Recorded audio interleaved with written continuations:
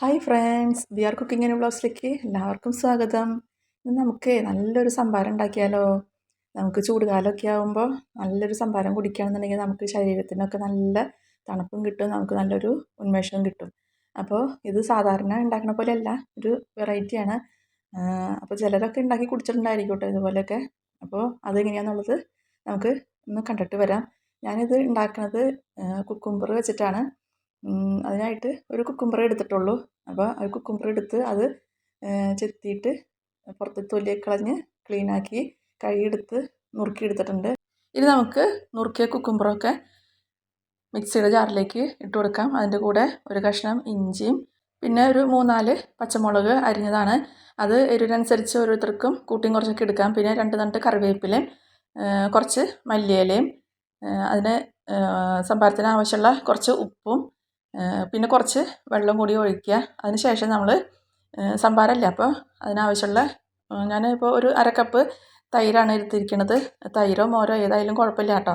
അപ്പോൾ അതെല്ലാം കൂടി നമ്മളൊന്ന് അടിച്ചെടുത്ത് നന്നായിട്ട് അടിച്ചെടുക്കണം കേട്ടോ.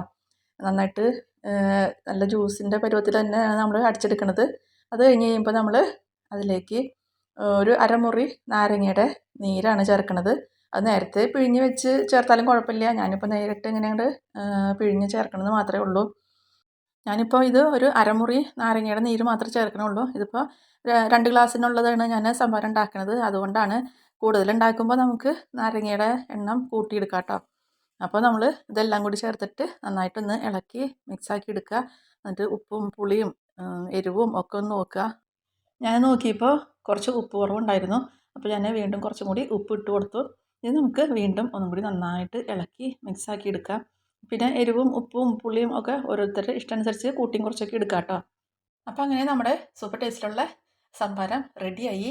അപ്പോൾ നമുക്കിത് ഗ്ലാസ്സുകളിലേക്ക് ഒഴിച്ചു കൊടുക്കാം. നമുക്കിനി തണുത്ത വെള്ളമോ അല്ലെങ്കിൽ ഐസ് ക്യൂബോ എന്ത് വേണമെങ്കിലും ചേർത്തിട്ട് ഒരുമിച്ച് അടിച്ചെടുത്താലും കുഴപ്പമൊന്നുമില്ല കേട്ടോ.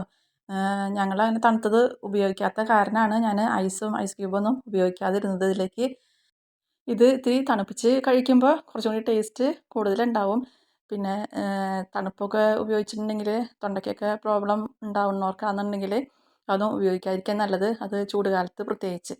അപ്പോൾ നമ്മൾ തണുപ്പ് ഉപയോഗിക്കുമ്പോൾ സൂക്ഷിച്ച് ഉപയോഗിക്കാം കേട്ടോ.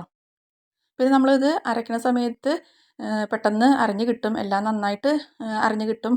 അത് കാരണം അരിക്കേണ്ട ആവശ്യമൊന്നും വരുന്നില്ല കേട്ടോ. അപ്പോൾ ഈസി ആയിട്ട് സൂപ്പർ ടേസ്റ്റിലുള്ള നല്ലൊരു സംഭാരത്തിൻ്റെ റെസിപ്പി എല്ലാവർക്കും ഇഷ്ടമായിട്ടുണ്ടാവുമെന്ന് വിചാരിക്കണു. ഒരു തവണയെങ്കിലും ഉണ്ടാക്കി കഴിച്ച് നോക്കൂ കേട്ടോ. വീഡിയോ ഉണ്ടെല്ലാവരും ലൈക്ക് ചെയ്യുക, കമൻറ്റ് ബോക്സിൽ കമൻറ്റ് ഇടുക. ചാനൽ സബ്സ്ക്രൈബ് ചെയ്യാത്തവരുണ്ടെങ്കിൽ സബ്സ്ക്രൈബ് ചെയ്യാനും മറക്കരുത് കേട്ടോ. അപ്പോൾ നമുക്ക് ഇനിയും ഇതുപോലെ നല്ല നല്ല പുതിയ ഓരോ വീഡിയോസായിട്ട് വീണ്ടും കാണാം. താങ്ക്